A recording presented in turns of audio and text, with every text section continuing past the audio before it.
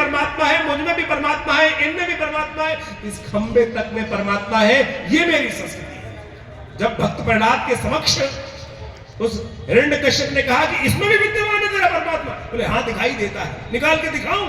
और उसने वहीं से निकलकर, उस संहार शक्ति ने निकलकर उस आतताई का अंत कर दिया। तो आपके विश्वास का खेल है, आपके विश्वास का खेल है। इस हिंदू सनातनी को जगाने के लिए आवश्यकता नहीं पड़ती। ये विचित्र स्थिति है। परमात्मा ने आशीर्वाद दिया है हमको कि हमारा कभी क्षय होगा नहीं। ये ग्राफ ऐसा ऐसा हो सकता है, ये ग्राफ ऐसा ऐसा हो सकता है। परमात्मा ने स्वयं लिखा है, यदा यदा ही धर्मस्य ग्लानिर्भवति भारत। ये भारत, ये हमको आशीर्वाद प्रदान है। और ये सत्य मानो, लाखों बार, हजारों बार हमारे शास्त्र विद्यमान है। एक से एक आतताई हुए और उन्हें सब कुछ संहार करके खत्म कर दिया, लेकिन फिर वो झंडा उठा और एक ने अकेले ने उठकर इन समस्त आतताइयों को समाप्त किया। इस देश के अंदर ये ऐसा खून खून में विद्यमान है। चाणक्य अकेला उठता है, वहां से चंद्रगुप्त का साथ मिलता है और नंद जैसे बड़े राजा को समाप्त करके पूरा सनातन की स्थापना कर देता है। ये भारत का अविवादित सत्य है। इसको हमको अपने मन में विश्वास कर लेना चाहिए। लेकिन समस्या क्या है? समस्या यह है कि हम आदती ऐसे हो गए हैं कि हमको वो चीज समझ में नहीं आती है कि हम इस बात को, हम आदती डिफॉल्टर हैं। हम आदती डिफॉल्टर बन चुके हैं कि हम उदासीन हो गए हैं। आज समाज के दुश्मन हमारे सामने खड़े हैं और हम सनातन की रक्षा करने के लिए, अपने घर की रक्षा करने के लिए, आज सोचो स्थिति क्या है। आज पादरी जो है वो धर्म परिवर्तन करवाने में लगे हुए, आओ ईसाई बनो, आओ ईसाई बनो, आओ ईसाई बनो।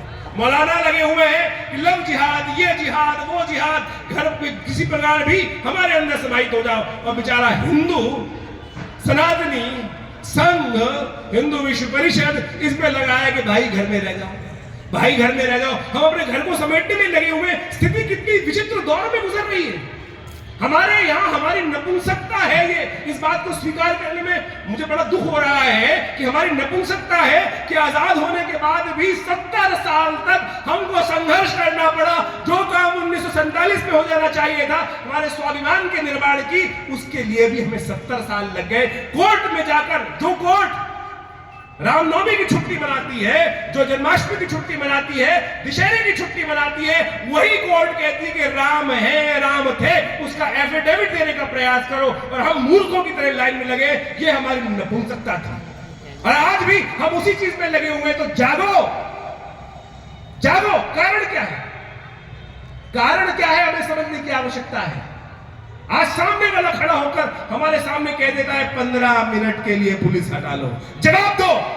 जवाब देने की आवश्यकता है। 6 दिसंबर को हटाई थी, 6 दिसंबर को हटाई थी। और उस दिन जब हिंदू ने जाकर एक छोटा सा बुलबुला दिखाया था, वो कलंक जो था उसका ऐसा संहार हुआ कि नामो निशान तक मिटा दिया। ये सनातन की जागृति की वेला है, ये सनातन की जागृति की वेला है। इस बात को समझ लो अच्छे से। और जो आतताई बैठा बना बैठा है उससे पहले जब हम जागेंगे ना, तो जागेंगे, परिवर्तन ऐसा लाएंगे कभी तुम थे नहीं। गधे के सिर से सींग जैसे गायब हुए, वो साफ करने की सामर्थ्य हम में है। लेकिन भाई आज विचित्र दौर है, बहुत विचित्र दौर है। ये बात समझने की आवश्यकता हमें है। कारण क्या है? कारण सामने नहीं है भाई। इस देश की विचित्र विडंबना यह है कि सामने वालों ने कभी हमसे सामने लड़ाई नहीं करी। हमारे दरवाजे सामने से नहीं टूटे, अंदर से खोले गए, अंदर से ही खोले गए। ये हमारी विचित्र विडंबना है। आज भी हमारे समाज के दुश्मन बाहर नहीं है, हमारे घर में विद्यमान है, हमारी सोच में विद्यमान है कि हमको अपने बच्चे को कॉन्वेंट में पढ़ाना है, हमको अपने बच्चे को कॉन्वेंट में पढ़ाना है, अंग्रेजी स्कूल में पढ़ाना है। हमारा बच्चा जेंटलमैन तब लगेगा जब कोट पैंट पहन के जाएगा। धोती पहन के आएगा तो क्या स्थिति होगी? धोती पहन के आएगा तो कुर्ता पजामा पहन के आएगा। यहां भी आज की तारीख में सोचो, अरे हमारे ऋषि मुनि इतने बुद्धिमान, देश काल व्यवस्था के अनुसार से उन्होंने ऐसी व्यवस्था बनाई कि जहां जिस क्षेत्र के लोग हैं वैसी वेशभूषा पहने, बीमार कम होंगे। स्थिति होगी सूती पहनोगे इस देश के अंदर तो बीमार नहीं होंगे। अब कहां से वो जीन्स पहनने की व्यवस्था? आइए, वो जीन्स पहनने की व्यवस्था हमारे देश में लाके खड़ी कर दी। तो आज हमें समझने की आवश्यकता है कि ये देश में ऐसा दौर आ रहा है कि हमको जगाने की आवश्यकता है। आज हमारा बच्चा 1947 में देश आजाद हुआ और अंग्रेज तो चले गए, लेकिन इस देश में ऐसे जिहादी सोच के लोग छोड़ गए कि जिन्होंने हमारे क्षेत्र में, हमारे घरों में, हमारे बच्चों को पढ़ने के लिए मकैले के स्कूल यहां उपस्थित कर दिए, लेकिन वेद विद्यालय बंद कर दिए, लेकिन सामने मौलानाओं के मदरसे सरकार से फंड देके चलाते थे। और मैंने एक बार पढ़ने का, शोध करने का, टीवी डिबेट में जा रहा था, सोचने का प्रयास किया, पढ़ूं तो निकालूं तो सही, और तथ्य निकले तो दिमाग खराब हो गया कि उनके सिलेबस के अंदर क्या पढ़ाया जाता है। हमारे देश के आदर्श कौन कौन है आपके समक्ष बताइए जरा, कौन कौन आदर्श है? विवेकानंद, हमारे जो आदर्श है विवेकानंद रहे, हमारे नेताजी सुभाष चंद्र बोस रहे, शहीद भगत सिंह रहे, अशफाक उल्लाह खां रहे, और बड़े बड़े लोग जिन्होंने लोकमान्य तिलक रहे, इतने बड़े बड़े लोग रहे, उनकी जीवनी से हमें पढ़ना चाहिए। राम कृष्ण गोविंद हरि, इनकी जीवनी से हमें सीखने का प्रयास करना चाहिए, अध्यात्म को समझने का प्रयास करना चाहिए। लेकिन मदरसों में करीब करीब 100 जीवनियां पढ़ाई जाती हैं, उसमें से 4 हिंदुस्तान की है, बाकी बाहर की है। 4 हिंदुस्तान में कौन कौन सी है वो भी बता देता हूं। एक गांधी, एक मौलाना आजाद, एक जवाहरलाल नेहरू और एक सैयद हयात खान। इनकी जीवनी पढ़ाई जाती। क्या सीखेंगे? वो वही सीखेंगे कि वंदे मातरम नहीं बोलना है, वंदे मातरम नहीं बोलेंगे। परसों सरकार ने बोले ना, अब कई लोग हमारे घर में बैठे बैठे बोल देते हैं, क्या जरूरत थी? पुराने जमाने में सपेरा बुलाया जाता था, सपेरे आ, बीन बजा, और बीन बजाते ही निकल के सांप इधर से उधर से आस्तीन से निकल कर बाहर आ जाते हैं। देख लो, समझ लो, मुझको आपको बताने के लिए जरूरी थी कि कौन सांप अजगर बने बैठे हैं, उनको निकाल कर उखाड़ कर उनके दांत भी तोड़ने हैं और उनको निस्तेज भी करना है। ये हमको आवश्यकता है, ये हमको आवश्यकता है। ये ऐसे समय में हम गुजर रहे हैं इस वक्त, यदि आप अब नहीं जाते। एक काल है, मैंने कहा था भारत को तो आशीर्वाद है कि भारत पुनः पहुंच जाएगा। आज से 1000 साल पहले हम सोने की चिड़िया होते थे, इतना संपदा थी, इतनी परंपरा थी, इतना बढ़िया था कि हमको कहीं शोक नाम की चीज आती नहीं थी। आनंद की संस्कृति, नृत्य करने वाली संस्कृति, बालक बालिकाओं की ऐसी संस्कृति थी। हम कहते थे यत्र नारीस्तु पूजन्ते रमन्ते तत्र देवता, ये हमारी संस्कृति थी। और सोचो, इस देश में एक वो काल आया कि हमको अपने हाथ से अपनी बेटियों को वहां पर अग्नि को समर्पित करना पड़ा। कारण क्या रहा? सोचो, इस देश के अंदर वो ऐसा काल आया, वहां पर मेवाड़ के अंदर हमारी स्त्रियां, हमारे घर की बहनें वो अग्नि पे जोहर कर लेती थी। कारण क्या था? हम उनकी रक्षा नहीं कर पाते। ये काल था हमारे देश के अंदर।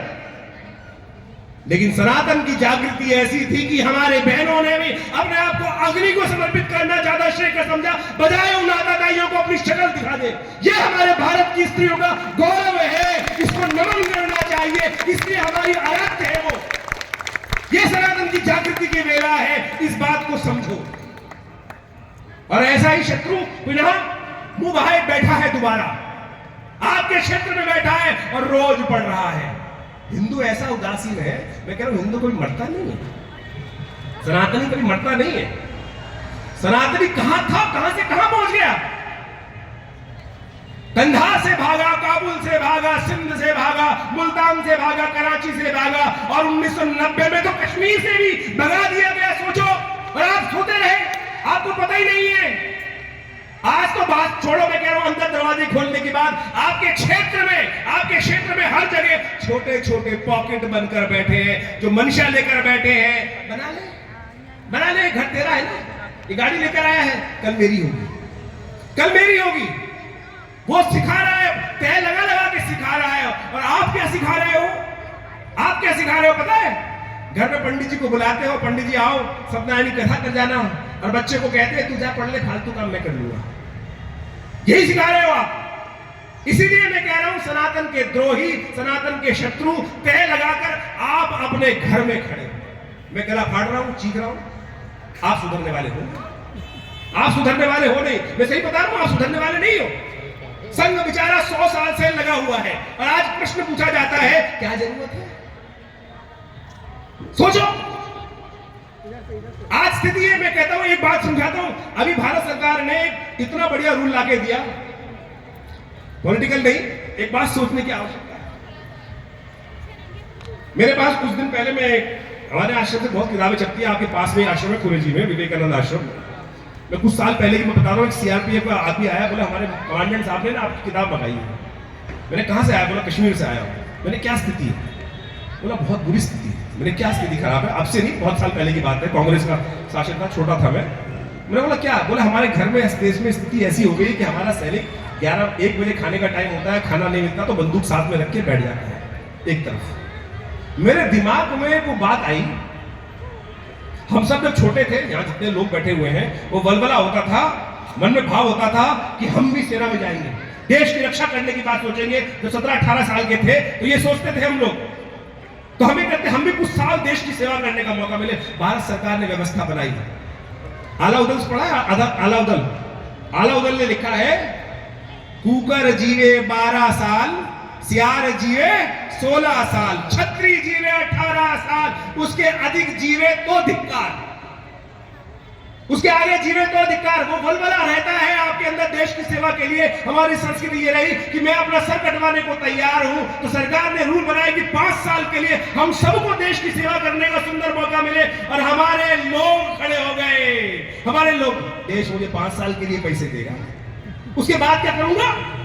हमें छोड़ो, देश के लिए सोच, देश के लिए कुछ मांगा जाता है, देश के लिए हम ये सोचें कि हमने क्या दिया है, हम क्या देने और दे सकते हैं। सिर कटवाने का मौका उन वीरों को मिलता है कि जो देश के लिए कुछ निछावर करके चले जाए, अपने आप को अमर करके चले जाए। वो मूर्ख है और वो देश के द्रोही है जो सोचते हैं इस देश ने मुझे क्या दिया, इस देश ने मुझे क्या दिया। और ऐसी मानसिकता लेकर आज जो लोग बैठे हैं, जो कहते हैं कि झंडे के आमने सामने खड़ा होना शिर्क है, वंदे मातरम कहना शिर्क है, आज उनके सिर को धड़ से अलग कर देना हमारा गौरव होना चाहिए। धन्यवाद।